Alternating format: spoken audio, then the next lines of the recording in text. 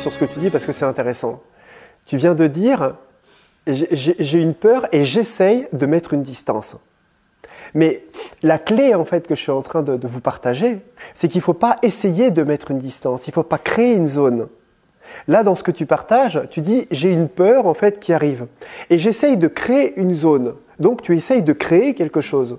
Tu modifies et tu crées un espace dans ta conscience qui va générer un état de dissociation entre la peur que tu ressens qui te met dans un état de souffrance, de difficulté intérieure, d'inconfort, et une distance où il te semble, juste à ce moment-là, par réaction, de créer un état beaucoup plus confortable. Et c'est justement ça, en fait, sur lequel je rebondis. Je dis qu'il ne faut pas faire, entre parenthèses, parce que c'est là qu'on crée une dissidence intérieure.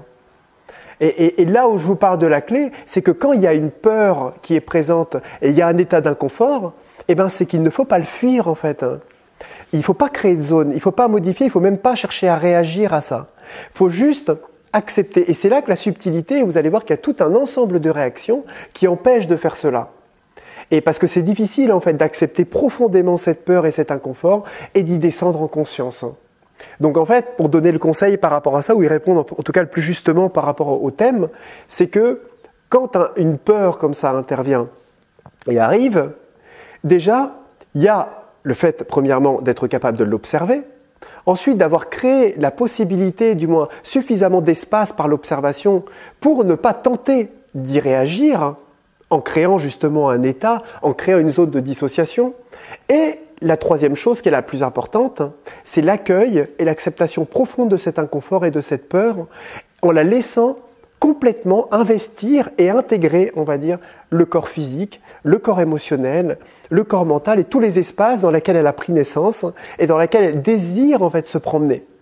Et nous, on a tellement peur, on a tellement sauvegardé ces espaces mentaux et spirituels et autres, etc., en voulant les préserver parce qu'on s'identifie à ça, et ben qu'on empêche profondément ce type d'énergie et cette vibration d'y pénétrer.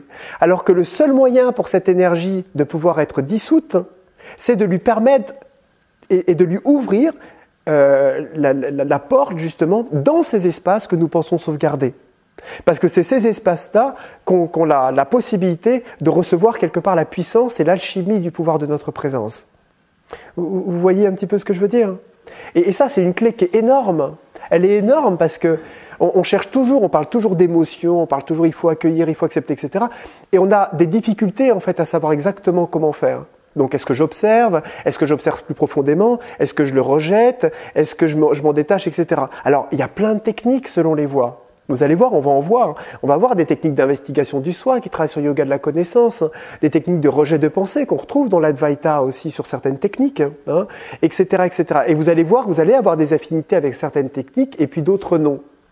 Mais ce que je veux dire là par rapport à ça, c'est qu'une des pratiques les plus simples qui ne fait pas intervenir, on va dire vraiment la tension mentale quelle qu'elle soit et qui permet en tout cas vraiment d'être fait dans un relâchement le plus profond mais qui demande du courage, eh ben, c'est le fait de descendre profondément dans sa peur et de la laisser se dissoudre, de la laisser se dissoudre dans le tissu émotif en pleine conscience.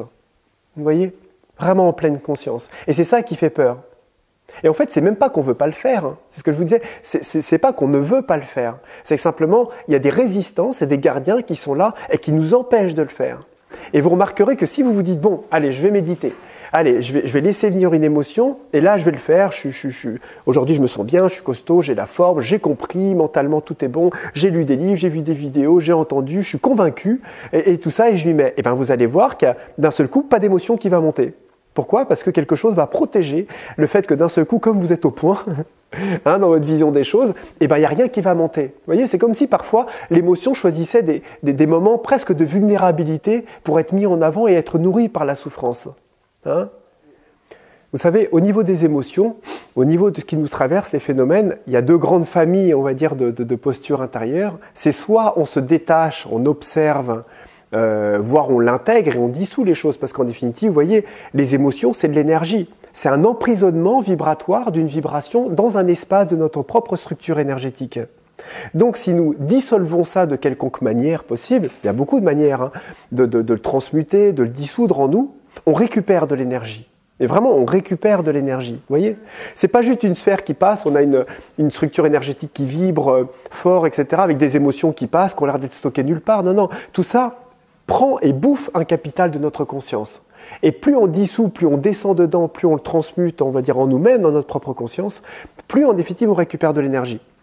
Mais là où je veux venir par rapport à ça, et ça c'est souvent une sorte d'impasse un petit peu de certains cheminants un petit peu qui sont dans la non-dualité, c'est qu'en fait, ils cherchent, ou certaines personnes en tout cas, qui n'ont pas encore peut-être cette acuité, on va dire un petit peu même visuelle ou sensitive, cherchent à se détacher et à créer un espace, on va dire, dans lequel je suis cela et ce qui me traverse n'est pas cela. D'accord ? Je ne suis pas ce qui me traverse. Ouais, voilà. Ce qui est en fait une réalité quelque part vibratoire, parce que notre nature véritable est quelque part le contenant, hein, et le contenu quelque part de ce qui nous traverse n'est pas ce que nous sommes. Mais en même temps, ce qui nous traverse quelque part fait aussi partie de la manifestation quelque part dynamique qui est à l'image de notre nature véritable. C'est-à-dire que le manifesté et le non manifesté, vous savez, on l'avait vu dans tous les schémas de la création cosmique, sont de la même nature. Il y a simplement une partie qui est objectivée quelque part par l'absolu, mais qui est à l'image du divin. C'est-à-dire que le monde tel qu'il est, le monde de la matière, même dans ses aspects les plus denses, est quand même une objectivation, une manifestation quelque part de l'absolu et du suprême. Donc tout est divin.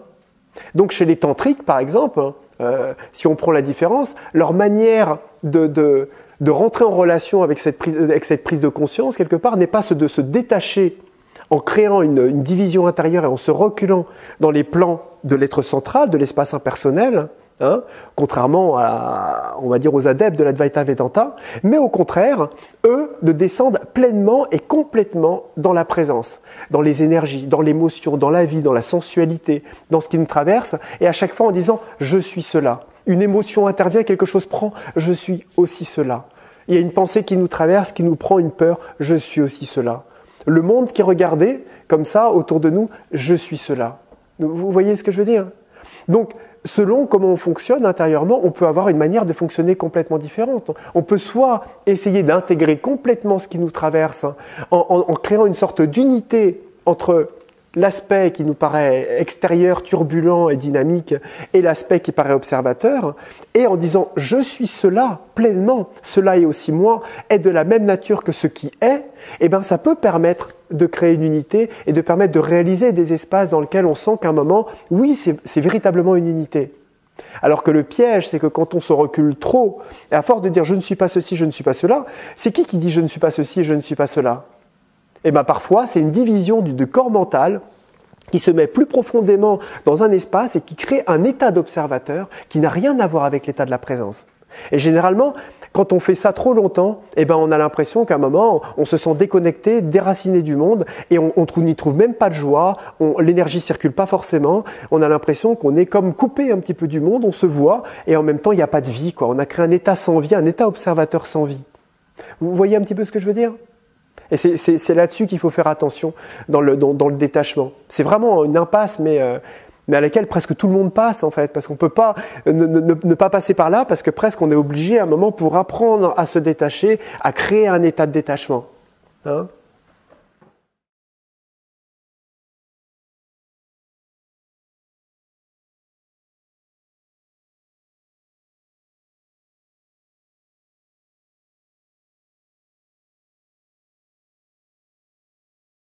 Voilà, simplement, si on accepte intégralement de vivre cette joie intérieure, de vivre par exemple, imaginons, cette belle journée, de descendre dans tout ce que l'on ressent sensitivement, émotionnellement et tout ça, eh ben, c'est comme on tire un spaghetti, vous savez, ou un spaghetti avec un plat de pâtes, un cacolé, c'est on tire tout le paquet. Et d'un seul coup, on va sentir d'un seul coup que si en se donnant complètement à tout ce qu'on est, eh ben, on va ressortir d'un seul coup tous les mauvais trucs qui vont sortir. Donc, oh là, non, faut pas trop que j'apprécie, que je sois trop heureux, parce que en étant trop heureux, par principe d'inversion, j'amène à moi toutes les parties de frustration, de souffrance qui vont avec. Hein.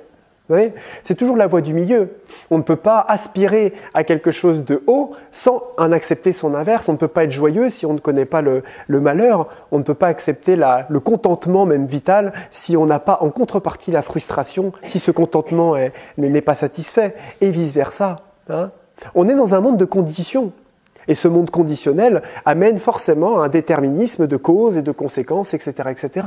Et on ne peut pas avoir la lumière, on ne peut pas avoir le soleil si on n'accepte pas la nuit. Vous voyez ? C'est pas possible en définitive. La nuit va avec le soleil. Et c'est comme ça.